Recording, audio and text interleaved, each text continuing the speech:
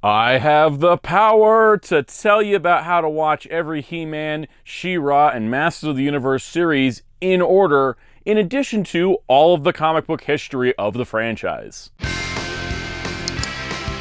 It's morphin' time!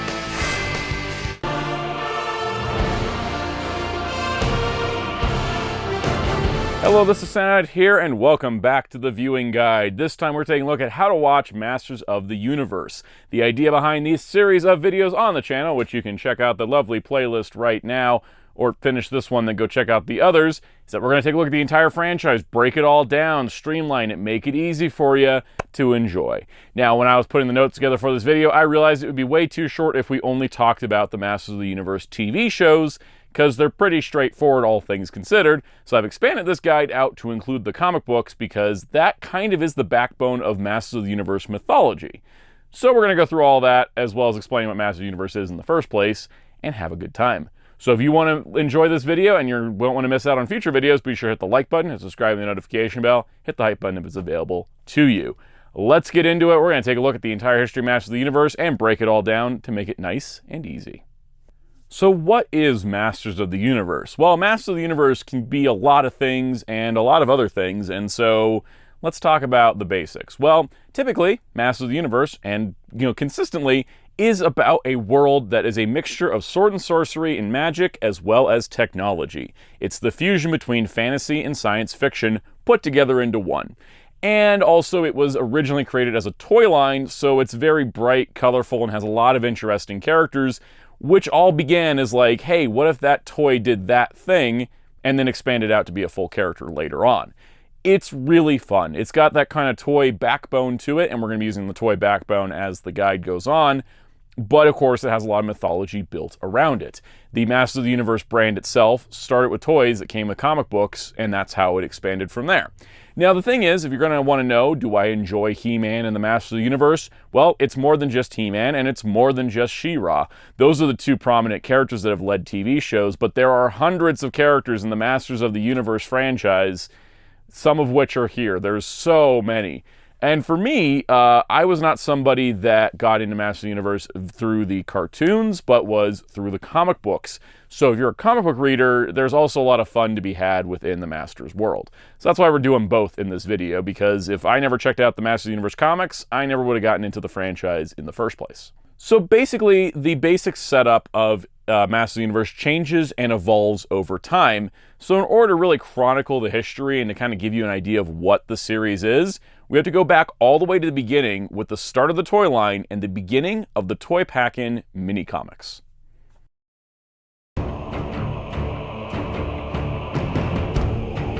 So the original era of Masters of the Universe began in 1982 with the original vintage toy line. This rolled out as Mattel wanting to have their own competitor to Star Wars. They wanted a robust line with a ton of figures and vehicles and a bunch of options. And that was the basis of the existence of Masters of the Universe. There's also a lot of really cool behind-the-scenes trivia knowledge, which we're not going to get into today because we're kind of focused on getting you going and enjoying stuff, but there's plenty of history for the brand out there. Now, of course, like I mentioned, the toys came packed in with mini comics. This is the same size. This is not a vintage mini comic. This is from 2020. But these were the basis of the entire mythology of Masters of the Universe.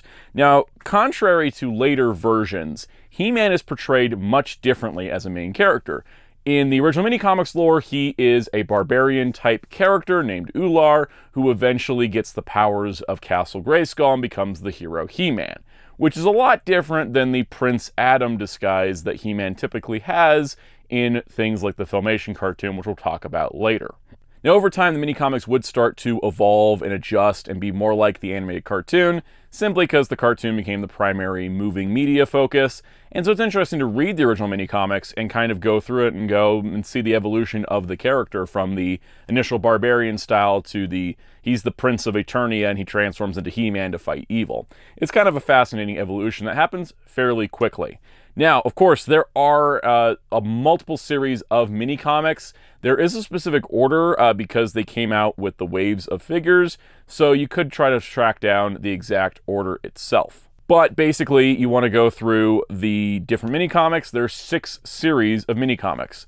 The first and second series are building off the barbarian mythology and kind of the way it starts from the first one, and that is where He-Man and the Masters of the Universe characters start to exist and grow out of. And this mini-comic series is the first time that He-Man appears in a comic book. Some sources like to say it's the later DC comic, but the mini-comics count. They are comic books. Writers and artists worked on these, and they put them out published form. And that is where everything begins. Now, starting with the third series, they began to adapt Filmation cartoon episodes, and so those are adaptations, but in the mini-comics art style. Then, with series 4 through 6 of the mini-comics and toys, they went back to the original mythology to kind of grow and expand that whole thing. And then the last mini-comic ever released was supposed to launch into a new toy line called The Powers of Grayskull. The Powers of Grayskull take place in prehistoric times with dinosaurs and ancient wizards and all kinds of extra stuff, but that toy line never happened due to the declining sales of the franchise after the introduction of the She-Ra cartoon and the Master of the Universe live-action movie, which we'll talk about, of course, in a little bit. The series never got its momentum back, and so the Powers of Grayskull toy line was canceled, and that one mini-comic is kind of like the only look into what that would have been at the time for a long time, though we will follow it up later up in the guide. It's just kind of a bummer that that line didn't quite materialize, because it seemed like it had a lot of really cool, unique ideas. So if you want to read the mini-comics, the official way to do it is in the Dark Horse He-Man and the Masters of the Universe mini-comics hardcover. This republishes all of the vintage mini-comics in a larger form with behind-the-scenes text interviews and context pieces, and this contains everything that has the original Masters of the Universe mini-comics, the new adventures, the She-Ra. They put pretty much everything in here, and I'll be referring to this book a lot in this guide when it comes to mini-comics. I'm kind of hoping they'll do a second one with the newer mini-comics, which we'll talk about again later in the guide. So the next stage that the Masters of the Universe franchise took was going into full-size comic form with the premiere of the DC comic book of Masters of the Universe. This was first published August 17th, 1982 and ended February 1st, 1983, and was kind of a short series run overall. But the idea here was that it was kind of taking the mini-comics sort of lore and mythology, but evolving it one step further. This is actually where the Prince Adam disguise for He-Man comes from, one that the cartoon would be famous for, that would become the basis of everything. Prince Adam actually debuted in the DC comic. Now, there is a total of 4 issues here. There's DC Comics Presents number 47, which introduces this version of He-Man and his characters, but is also a crossover with Superman, because DC Comics Presents was Superman teaming up with somebody else. And then we had Masters of the Universe 1 to 3, which is a 3-issue miniseries, continuing from that. So that's a 4-issue series, and it was separate from the mini-comics, but kind of still in line with it before the cartoon would come in and kind of overhaul what the baseline Masters story would be. It's pretty interesting in the grand scheme of things to see, kind of, if you follow everything in order, the evolution of where we get to and what people know as Masters of the Universe. If you're looking for those 4 issues, they were published in the He-Man and the Masters of the Universe Omnibus by DC, which is now out of print because they don't currently have the Masters of the Universe license, but that is where those 4 issues were most recently reprinted in.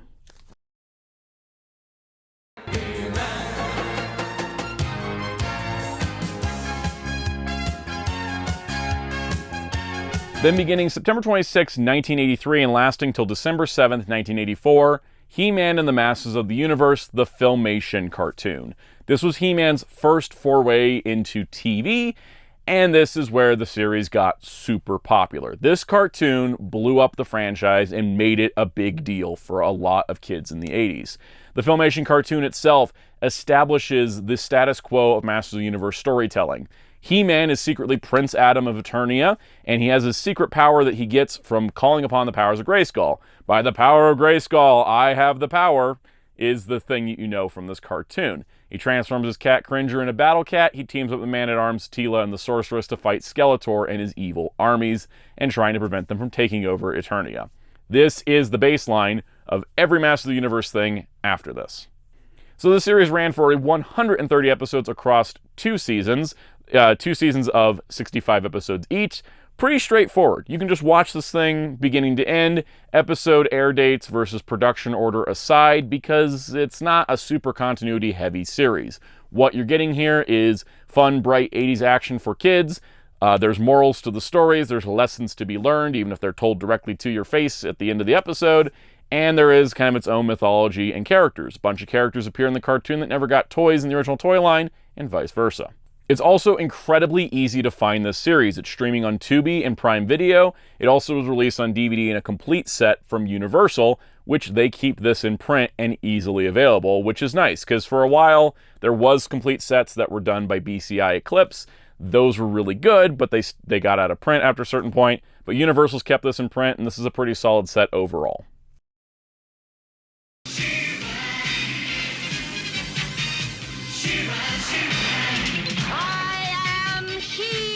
Now, due to the success of the series and kind of the overall just explosion of Masters of the Universe popularity in the 80s, of course, naturally a spin-off would happen. So, March 22nd, 1985 saw the theatrical release of the animated movie He-Man and She-Ra, The Secret of the Sword. This was a big deal, of course, because all the 80s cartoons that were doing hot, they got theatrical movies. Transformers, G.I. Joe, Care Bears, the works. G.I. Joe's was sent to home video, but it was made for theaters. The thing with this movie is that it introduces a brand new character in the form of She-Ra, as well as a new planet, the planet Etheria, which has been taken over by the evil Horde, and She-Ra and the Princess of Power have to fight the Horde to free the planet. And then, of course, the twist is that She-Ra is Prince Adam's long-lost sister, Adora. That is the connection with Secret of the Sword. So it's a crossover movie to lead She-Ra into her own show. Now, because She-Ra was more produced in conjunction with Filmation to create a new show, not as a toy first like He-Man was, the rights to She-Ra have been separate. And so a lot of the modern productions want to use She-Ra, but legally can't, because the rights to He-Man are fully owned by Mattel, whereas the rights to She-Ra are owned by Filmation, which now is owned by DreamWorks and Universal. So this is one of the only times that I think, if ever, we'll have He-Man and She-Ra in a movie, unless those rights issues clear up at some point. Now, this was released a few different times, so in addition to a theatrical release, there was a 6-part TV airing, which was 6 episodes. There was also a comic adaptation by Mattel in 1985, and it is included on both the He-Man and She-Ra complete DVD sets from Universal, and you can also watch it on the Masters of the Universe YouTube channel. And that, of course, spun off into a new series, launching September 9th, 1985, and running until December 12th, 1987, She-Ra, Princess of Power. Following that same premise I set up for you, it's She-Ra, it's the Princess of Power. They got to fight the Horde, defeat Hordak, and free the planet Etheria. This didn't last as long. It was only 93 episodes across 2 seasons. Season 1 was 65 episodes, airing in 1985.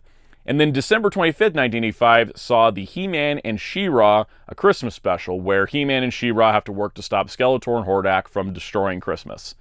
There's a whole thing about how Christmas works on Eternia that's wild. It's a fun time. That is also included on the He-Man and She-Ra DVD sets, as well as streaming on YouTube. Then in 1986, Season 2 aired for 28 episodes, and the series was canceled. The toy line also had a lot of confusion for people because the Horde were in the Masters of the Universe toy line, which was still aimed at boys, whereas the She-Ra figures were, and the She-Ra and the Princess of Power were in the Princess of Power toy line, where they had braided hair and they had more of a girl design to it and fashion catalogs. So while they still had mini comics, which we'll talk about in a moment, they were more girl-oriented, and so something didn't quite gel. The villains were in a separate toy line from the heroes, and it just didn't result in high success for the franchise, which is unfortunate because they were trying to expand the brand, but I think they might have expanded too quickly, and it also wasn't He-Man and She-Ra airing concurrently. He-Man ended, and She-Ra replaced it, and that may have just turned off a bunch of kids in the 80s who weren't quite ready to jump ship to a completely different show. That being said, She-Ra Princess of Power does have a complete DVD set that's kept relatively in print by Universal, as well as older DVDs that were a little bit better with the bonus features, but this is still pretty solid, and the series is streaming on Prime Video.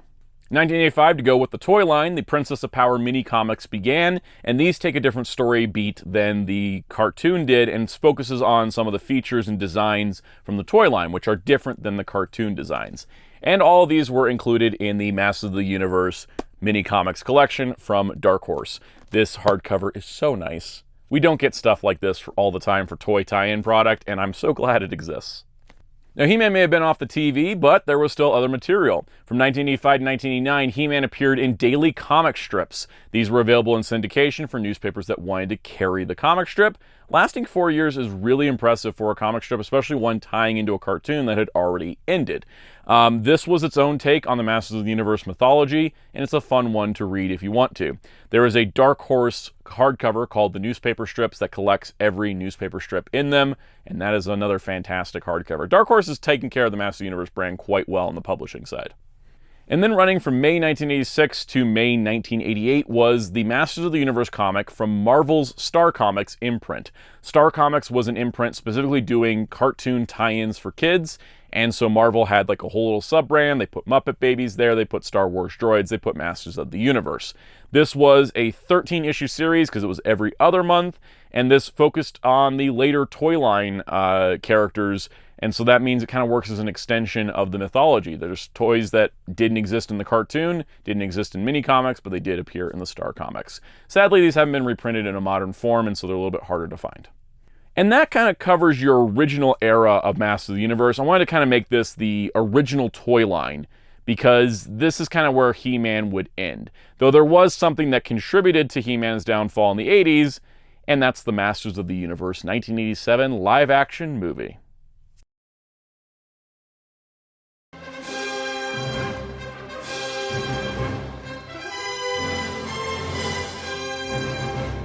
Released August 7th, 1987, Masters of the Universe came out in theaters, to very poor reception from fans, critics, and everyone in between. While looked back upon as a fun B-movie that's kind of a weird little adaptation with some highlighted moments, it ultimately did not live up to expectations of what the franchise had been so far. This features Dolph Lundgren as He-Man, Frank Langella as Skeletor, as well as a huge cast of people that are honestly really good in this. They're working with what they can, but it kind of misses a lot of the beats that people expected from the cartoon.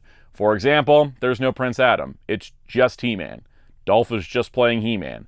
And He-Man is a rebellion leader against Skeletor, who's already taken over Eternia and is now going after Castle Grayskull. Also, 80% of the movie takes place in New Jersey, because this was produced by Cannon Films, a studio that never had money for anybody. And that's why they went bankrupt. So, yeah, Masters of the Universe is kind of infamous for a lot of reasons. It was a main contributor to the downturn of the He-Man franchise in the 80s.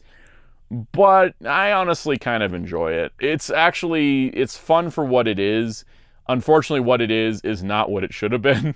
It has carrying the legacy of He-Man, and it kind of dropped the ball, which is really unfortunate. But it is still out there for us to watch and enjoy.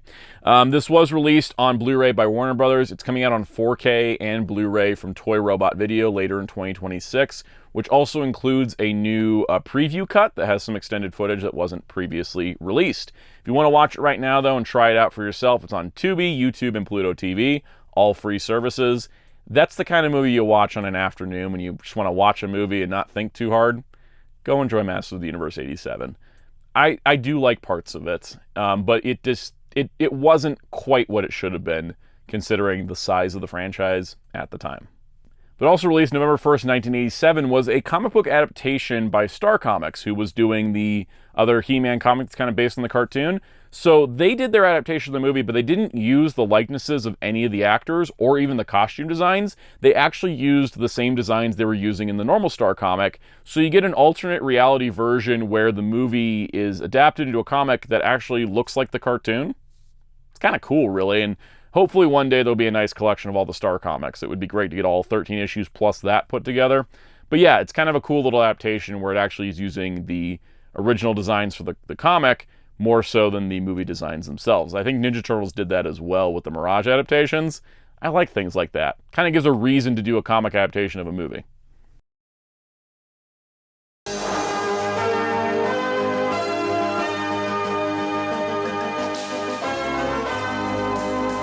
Welcome to a new era, the New Adventures era, where He-Man took its wildest take yet.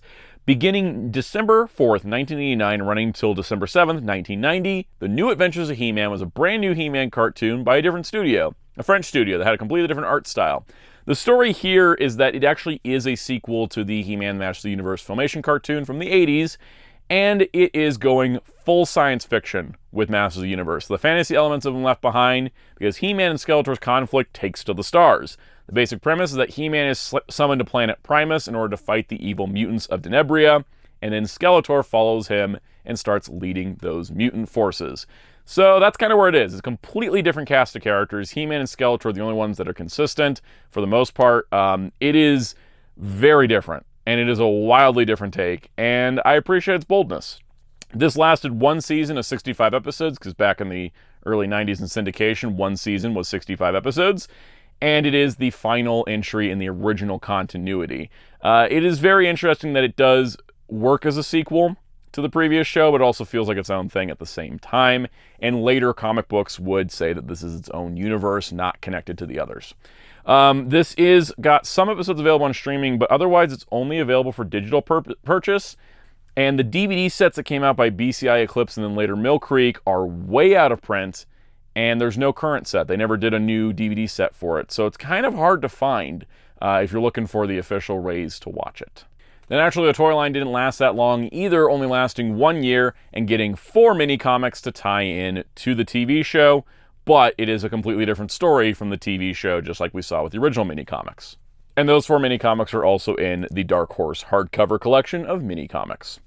But that would be it for He-Man for a while. While there would be some attempts to reboot the series, 12 years would pass before He-Man got a second chance in the 2000s.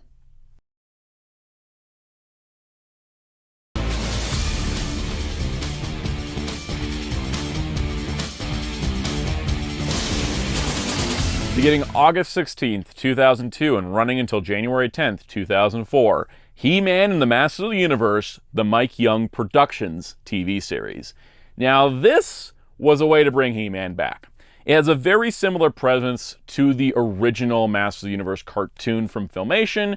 Prince Adam turns into He-Man, fights Skeletor, has kind of similar allies, but it goes in a much more dramatic direction. While the original Filmation cartoon was kind of really good, you know, kind of G. Willikers fun times, this one was like, oh, we're starting with a 3-part episode, we're going to have an ongoing mythology and explain the origin of Skeletor. It goes crazy. This show was, for a lot of fans, especially now, a touch point. The 2000s show is not only well regarded by longtime Masters of the Universe fans, but also new fans who came in with this reboot. It is also incredibly stylish. It has a highly stylish animation, it's got more modern updates to it, and it's a great time. It might be a little bit easier to get into than the original Filmation cartoon because it has more of the serialized stories across an episodic format. The toy line also returned this year, and of course we do have some tie-in material with that, but it was a big deal to see Masters of the Universe come back so strong. But unfortunately, as you can tell, it didn't last that long either. The series only lasted 39 episodes across 2 seasons. Season 1 in 2002 was 26 episodes, and Season 2, known as Masters of the Universe vs. the Snake Men, lasted 13 episodes. The unfortunate part is that the series was canceled due to low toy sales as well as low ratings. It was in a crowded space. 2002 to 2004 was like the boom of anime making its way onto national TV, and I think that while it went anime style to kind of appeal to that market, it didn't manage to crack through. And unfortunately, there was also some backlash from existing fans who found it to be too different from what they originally saw and couldn't get over that hurdle to actually enjoy what it was until years later. Now, there was going to be a Season 3, and there were plans for it, but what those plans entail, full details are kind of scarce and hard to figure out what was actually planned, what people thought was going to be planned. But there was some teases of the Horde, which might lead to a She-Ra appearance, but no confirmation that was ever in the works. Now, episode 40 was already fully scripted, and the script to that was turned into a comic book by MV Creations, who did a Masters of the Universe 2002 comic book we'll talk about in a moment, and that was included with the Best Buy Volume 3 DVD. It's a very weird place to only put a comic, but that comic was also released on the complete series DVD set from Mill Creek, being a bonus feature. If you put your disc into a computer, you can actually get a PDF of that episode 40 comic book, and then also all the scripts for all 40 episodes. Sadly, though, this Masters of the Universe, He-Man Masters of the Universe complete series DVD set is out of print and hard to come by, but if you can find a copy of it, the video quality may not be perfect HD as it should be. It's a digital produced show, but the bonus features are definitely worth it, and it's nice having the entire thing. It is streaming on Prime Video, though, if you want to watch it, and I do highly recommend it. It is a great entry point into Masters of the Universe. So while there weren't mini comics for the 2002 toy line, there was one pack-in comic that was full-size in a 2-pack of He-Man and Skeletor, and this was actually produced by MV Creations, who did their own Masters of the Universe comic book, which we will talk about in a bit. It is separate from that. It is more focused on the toys and the toy designs than the mythology that MV Creations would later use, but that was a comic that was produced. There was a second one produced that never got released because it was supposed to come with the Spin Blade Skeletor and Smash Blade He-Man 2-pack, and that was actually written by Invincible and Walking Dead fame's Robert Kirkman in some of his earlier work, and that was actually never printed at the time, but later got printed in what else? The Dark Horse hardcover Masters of the Universe mini comics collection. I seriously, like, if you're a Masters of the Universe fan, you need to pick this book up. It's incredible. It's like one of the greatest comic collections that's ever been printed. It's got so much in it, including a Robert Kirkman Masters of the Universe comic that was never published prior to this publishing. But then we did have an ongoing Masters of the Universe comic that was not a tie-in to the cartoon because it was its own separate thing, but it was just part of the overall revival of the brand. So running from December 11, 2002 to December 8, 2004, there was Masters of the Universe by MV Creations, and published by both Image Comics and CrossGen Comics. They would kind of bounce back and forth because MV Creations were the ones making it, but they still had to have a publisher because they weren't a publisher themselves. It is a similar setup to the animated series, but it takes its own take, and it features characters that were not in the actual animated show. A lot of these were actually written by Robert Kirkman prior to his big launch of Invincible, Walking Dead, and all that stuff that he's very known for. Like, he's running Transformers comics right now. Masters of the Universe, where he got to start. It was really one of his early works that was successful. Let's go through the reading order on these because there's a lot of them, and I figured out what the reading order was by doing my research. So first up, there was a 4-issue miniseries in 2002, a 6-issue miniseries in 2003. There was the Icons of Evil one-shots, Beastman, Merman, Trapjaw, and Triclops. There was the Rise of the Snake Man miniseries, which was 3 issues. Then there was the Dream Halloween 2003 Masters of the Universe one-shot, and then a 8-issue miniseries that was focused on the Season 2 Snake Man storyline. There has been trade collections of these in the past, but there has not been any modern collections, unfortunately, which is a bummer because I think it would be great to see this come out again.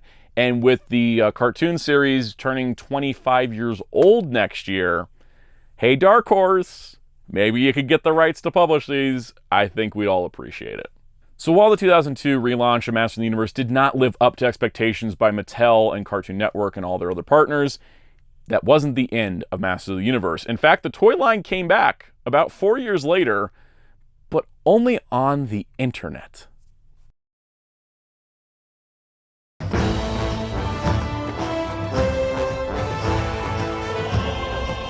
So here's what I mean about the toy line being the backbone of the viewing guide, because we're got an era where there was no cartoon, no movie, no on-screen media. It was only toys and comics. That's the Classics era. So Masters of the Universe Classics launched in 2008 as an online-only toy line through Mattel's Matty Collector website. And the first release did well. The second release did well, eventually leading them to doing a subscription service where fans could subscribe and get every single figure sent to them monthly.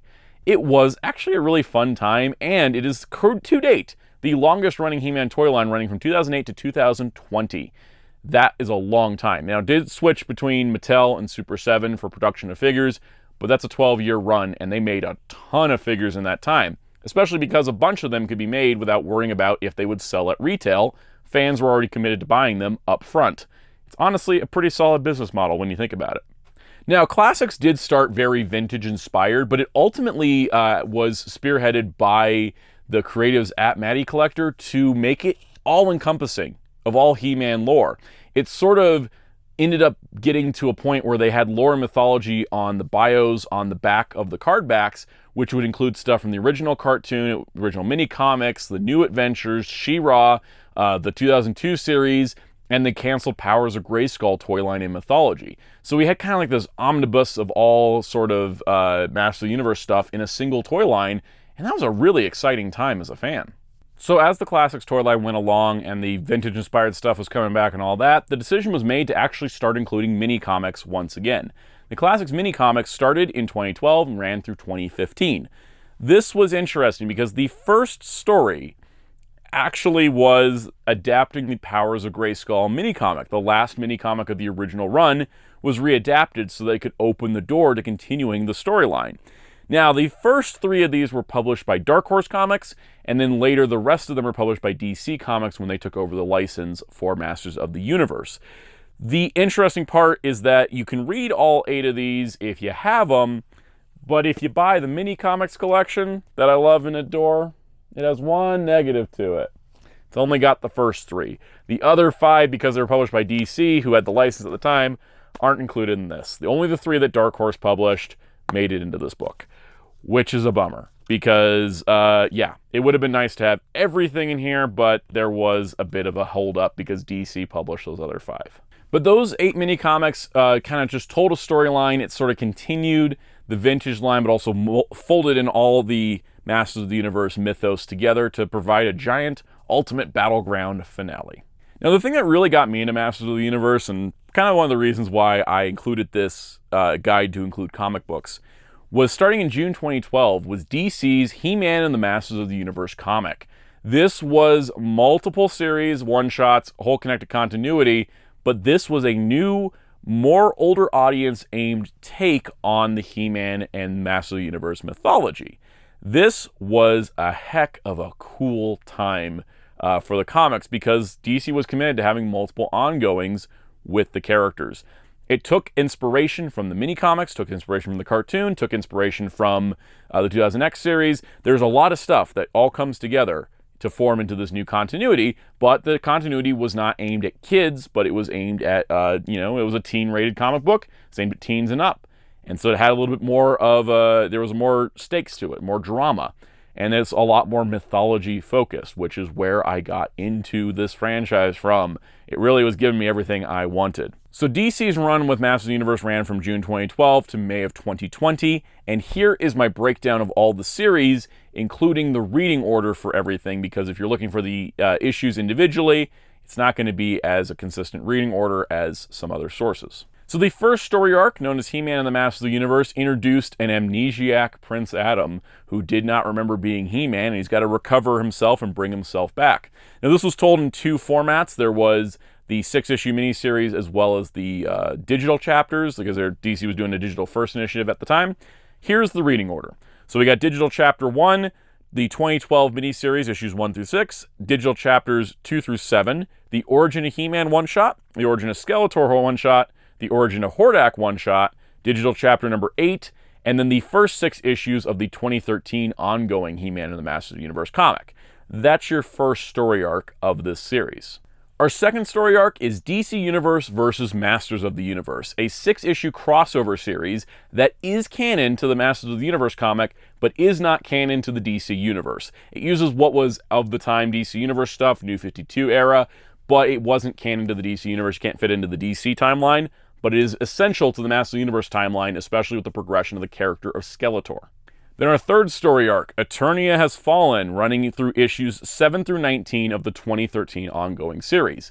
A lot of stuff here. You get escalations of storylines, drama, Skeletor's return, and the introduction of the character of Despara, who would later show up in toys and other comics later on, and is kind of a fun idea that people love, which I won't spoil the identity of Despara because it was a big deal, but this is where it debuted, was in this DC comic long before she ever had a toy. And then the big finale to the entire saga is the Eternity War, which was He-Man and the Eternity War issues 1 through 15. He-Man and Skeletor's battle escalates, new powers are unlocked, confrontations are brought together, and She-Ra is brought into the fold. This is the big finale to everything that has been building up since the beginning of this series. Now, DC also did publish some other Masters of the Universe comics after this. These 2 are crossovers that are in the same continuity with each other, but not in the continuity with the DC comic. We have He-Man Thundercats, a crossover with Thundercats, and then Injustice versus Masters of the Universe, which is set in the Injustice timeline after in the Superman ending in the Injustice 2 story. Those 2 crossovers are connected to each other, but not connected to anything else.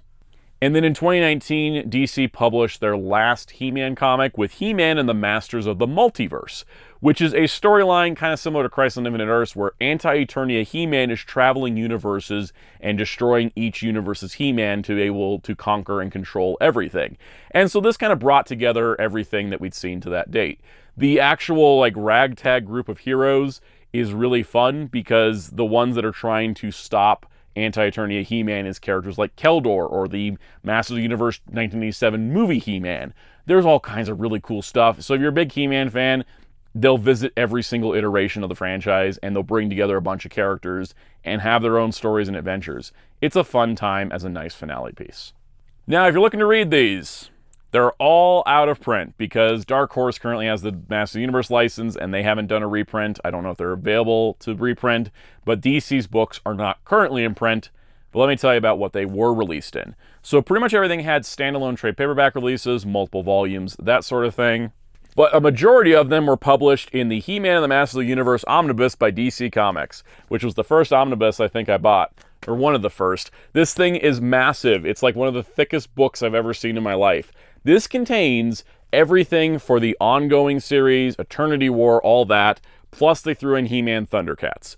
Now, the last two series that DC did, Injustice vs. Masters of the Universe and Masters of the Multiverse, were not included, and if they even had reprinted it to include these, it wouldn't have fit. The spine would have busted.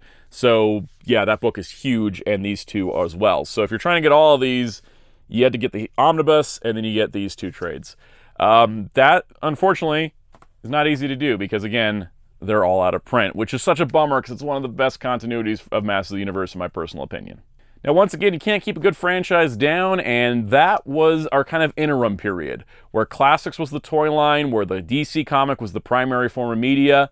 That was an interim period. Masters of the Universe would come back in multiple forms, featuring the power of Netflix.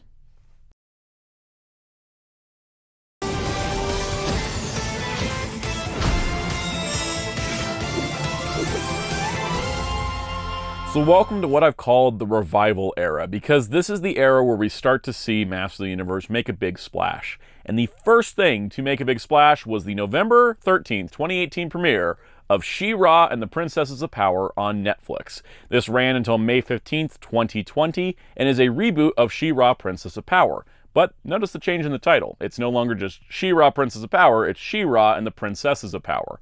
Because this is very much an ensemble show that focuses on She-Ra, once again trying to save Etheria from the forces of Hordak. But unlike the original She-Ra cartoon, which was very much episode of the week, this is a heavily serialized story with complex characters, long story arc, dramatic stakes, and a very, very great animation style that provides for vibrant characters and wonderful animation. This show is beloved by many, as it should be, because it is excellent. It is a very good series, and the drama and the stakes that are put into it is very engaging. If you're trying to get into the Masters of the Universe brand through the She-Ra characters, this is honestly a better starting place than the original Filmation cartoon, as you get a more well-rounded experience where the characters go through a lot of growth and change. Also, part of that is the characters are now younger. Instead of being full adults, they are teenagers, and that allows them to make some mistakes, make some changes, and learn as they grow. And it's awesome. It's bright, it's wonderful, you get a lot of fun in it, but it also is very dramatic. Great show. And unfortunately, it still gets toxic hate online for absolutely all the wrong reasons, because nothing should get toxic hate for just being awesome and including all types of people. And She-Ra is no different. This show is excellent. And unfortunately, you can't watch it. Yeah, so here's the thing. The DVD set that came out for it was only the first 26 episodes, and Netflix no longer has it streaming as DreamWorks did not renew the contract, and it's only available for digital purchase. What the hell? That is a shame, because this show should be available and easily to be seen, but yet it is nowhere. DreamWorks pulled it from Netflix, but did not put it anywhere else. That being said, if you're looking to watch it, best of luck to you. Here's the season-by-season breakdown. The series was 52 episodes, I believe produced in two 26-episode batches, but it was aired as 5 seasons. Season 1, 13 episodes, Season 2, 7 episodes, Season 3, 6 episodes, Season 4, 13 episodes, and Season 5, 13 episodes, in a 2-year gap. That feels like two 26-episode seasons that Netflix cut up for airing. That's just my thought, no confirmation on that, but great show. For hardcore fans, on February 4, 2020, there was a She-Ra and the Princess of Power graphic novel released by Scholastic, and that was called Legends of the Fire Princess, which is an original comic book storyline.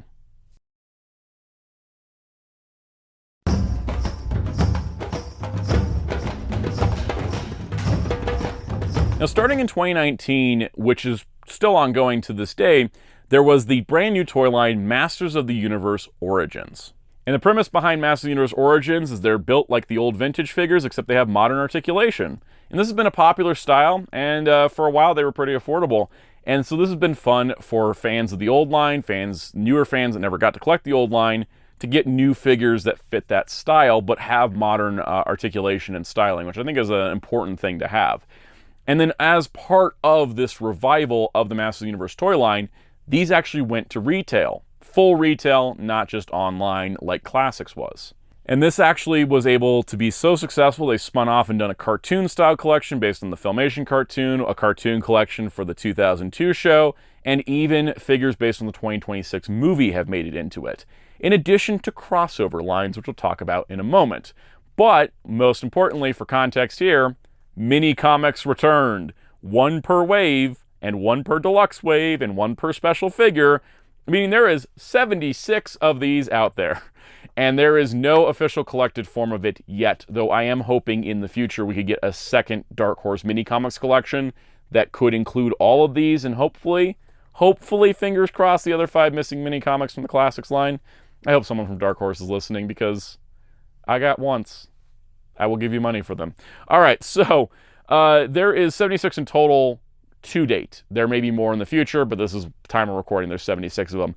54 of them are part of Masters of the Universe Origins, which is its own separate mythology, very cartoon-based, very toy-based. Each comic is going to feature all 4 characters from each wave. That's kind of how it works, but it's got its own kind of living continuity going on there. There's 11 based on the Filmation cartoon, and those are for the cartoon collection. Now, there also is crossovers for this. There are Transformers crossovers, and there's 2 mini comics for that. There's a Thundercats crossover, and there's 2 mini comics for that. But the biggest crossover of them all is Turtles of Grayskull. So Turtles of Grayskull is a multi-year toy line, full-on spin-off from the Origins line, and it features all the Ninja Turtles characters crossing over with the Masters of the Universe characters. So because of this, there is a 7-issue mini comic. There was 1 in each wave of all 6 waves, and then there was a special one included with a special mutant character. I think it was Shredder. So there's 7 in total, and they have their own continuity about how there is a time travel incident that causes the Master Universe and Ninja Turtles worlds to merge, but if they meet each other, the timeline collapses. So they're trying to figure out how to solve the problem, so everything's in a timeline loop sort of situation. Now, the whole idea of Masters of the Universe teaming up with Ninja Turtles was actually pitched to DC, but was never fully realized. Tim Seeley and Freddie Williams III were going to do this as just a comic, but then Mattel revived the idea years later and said, hey, now it's time to do that. And so the creative team of that comic had to retool what they originally planned. So released as a 4-issue miniseries was the Turtles of Grayskull comic by Dark Horse Comics. This is a separate continuity from the mini comics because they didn't want to step on what the mini comics were doing, but they managed to kind of work it out. So if you read the mini comics, you know about the timeline loop situation, and if you read this, there is a very, very long recap with a lot of words to get you caught up to speed as to what's happening, because the events of the Dark Horse comic is essentially the time traveler Renat from Ninja Turtles. She causes a split in the timeline because she's trying to prevent the timelines from collapsing, and so this is one of the split timelines in one of the timeline loops. So this comic is technically self-contained, and it is separate from the mini comics, but both together kind of create this tapestry of the timeline loops and the universes merging or not merging based on what the heroes can do. Unfortunately, I wish that the trade paperback for Turtles of Grayskull included the mini comics to have a full all-in-one. That's not the case at this time. Maybe one day we will see it all together in one spot.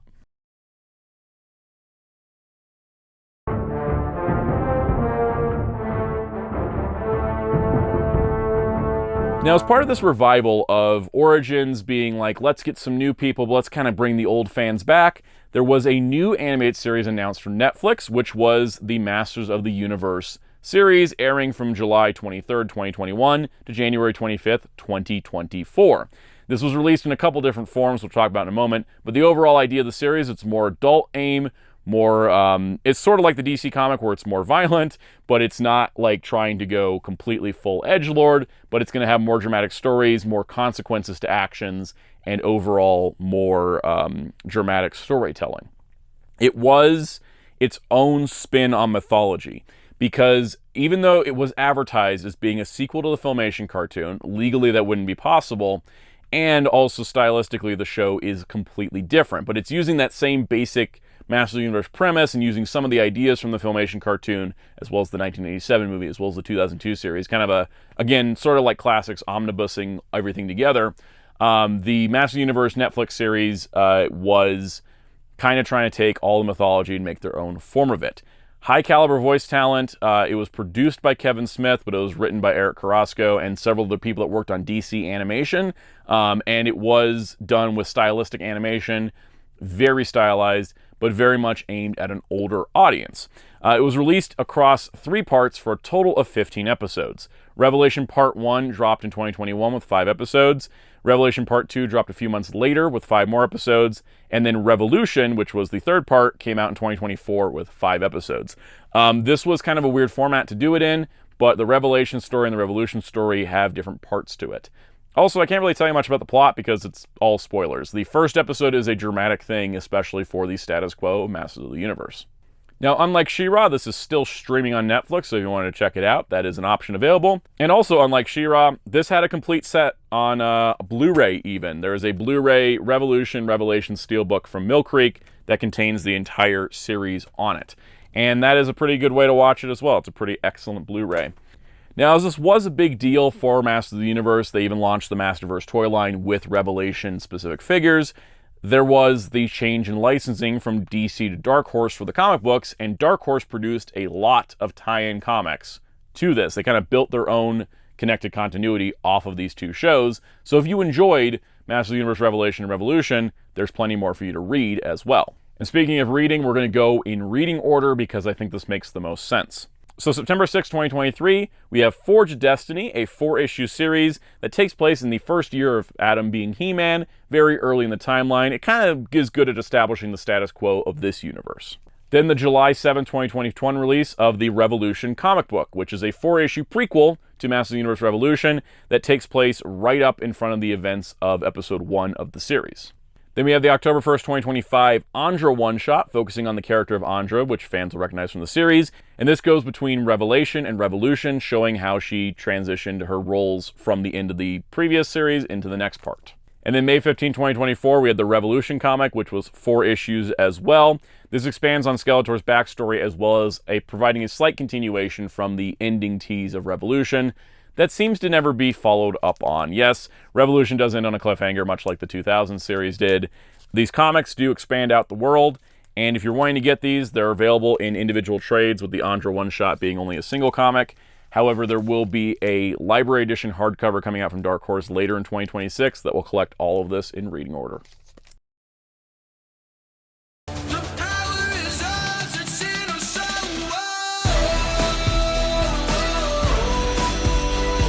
Now, Mattel was smart. They knew that they couldn't get a ton of new fans off of a series that's mostly based on existing material. So a brand new series debuted September 16, 2021, lasting till August 18, 2022, and that is He-Man and the Masters of the Universe, the CGI series. Yeah, the one thing I'm going to say about this franchise, because you've heard me say the exact same words so many times they lost meaning, everything in this franchise is either He-Man and the Masters of the Universe or Masters of the Universe. I appreciate Revelation and Revolution having some new subtitles. Every single show is Masters of the Universe or He-Man and the Masters of the Universe. It's She-Ra, Princess of Power, and She-Ra and the Princess of Power. We don't ever get unique titles for these things, and that's why everybody in the fandom refers to things by the year they came out, because how else are we supposed to distinguish them? Well, animation studio's a good thing too. Now, this is a modern reboot of the classic He-Man mythology, but with a modern twist and stylized animation. It's basically trying to do what 2002 did, but it takes a bit of a further departure and kind of gets it into what more modern kids would be into. This is a story where Prince Adam is working with his friends to free Eternia from Skeletor and discover a bunch of secrets of the origins of their powers as well. Everybody also gets really cool armor suits in addition to their normal forms. So instead of just having Prince Adam say, you know, by the power of Grayskull, I have the power, everybody gets to have the power, and they get to have group transformation sequences, which makes the Power Rangers fan and me happy. This show is heavily stylized, but also very heavily serialized. It lasted 26 episodes across 3 seasons. I think it was just one season that they split up into 3. 10 episodes in 2021, 8 episodes in 2022, and 8 episodes a few minutes later in 2022. This series is fun. It ended on a tease of the Horde, because a lot of things ended on the tease of the Horde for some reason. And I wish it would have gotten to continue. It definitely had a new, fresh take on the mythos that didn't feel so departed like New Adventures did, but still kind of felt very much in line with Masters of the Universe. If you're looking to watch it, it's still streaming on Netflix, and it was released on DVD by Mill Creek. Wish it was a Blu-ray, but it's still a pretty solid DVD, all things considered. At least it has a complete set. And if you're a hardcore fan, on April 1st, 2022, there was He-Man and the Masters of the Universe, Legends from Castle Grayskull, an original graphic novel that tied into the TV series. And you can't stop Masters of the Universe, because even though that show has ended, we do still have more comic books. So first of all, released from February 15, 2023 to May 17, 2023, was Masters of the Universe Masterverse. Taking its name from the Masterverse toy line, which was the collector-aimed toy line at the 6-inch scale that features characters from all the different eras of Masters of the Universe. This is an anthology comic featuring multiple writers and artists, each writing short stories peering into multiple universes. This includes not only like the Revelation series, which Dark Horse's normal comics do, it's got classic toy stuff, it's also got the 2002 series included, it's got the CGI series included, and you've also got stories from the new Eternia sub-branding, which was new figures that were being produced for the Masterverse toy line, which were also included based on concept art. So new Eternia was like based on concept art, but brought in new ideas, and that got some mythology and storylines here. It's a really cool comic, and it was labeled Volume 1. There was never a Volume 2, and that makes me sad. I feel like this idea could have gone on forever. Just getting people, you know, to do new stories for in the Masters of the Universe style, just like Batman Black and White does, would have been cool, but this was only one series. The other thing, too, is that there's a framing story that seems to take place within the Revolution universe. And then September 24, 2025, Dark Horse launched a new comic called He-Man and the Masters of the Universe. My God, someone get a new subtitle. This is seemingly its own continuity. They haven't really specified if it's supposed to connect to anything. It just kind of exists. But it started as a 4-issue miniseries called The Sword of Flaws, but it sold well, and so it got upgraded to an ongoing series. So instead of it being a brand new #1, they just went Sword of Flaws issue 4 to Masters of the Universe issue 1. So it's still ongoing. There also was a one-shot for Comic Giveaway Day that was bundled with Dungeons & Dragons, and that's set in this continuity at some point. This is all very fresh. This is all very new. It hasn't even hit trade paperback yet, but if you have a comic shop and you can get the back issues, it's good to jump in now. I guess it's going to keep going for a while. But that is the current He-Man comic book. But we are not done yet. We have one more thing to talk about, because we have a brand new movie that somehow came out, I don't know, 39 years after the previous one. We got to talk about Masters of the Universe 2026.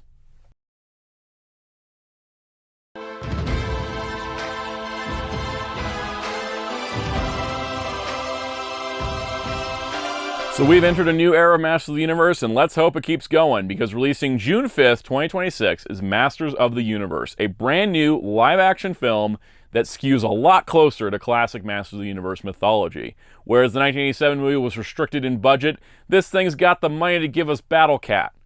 I'm very excited. This has got your classic setup where you have Prince Adam becomes He-Man to fight Skeletor to free Eternia from his rule. But there's a bit of a twist. Adam got sent to Earth because he was going to be protected from his family, was protecting him from Skeletor, and so he's got to get his way back to Eternia.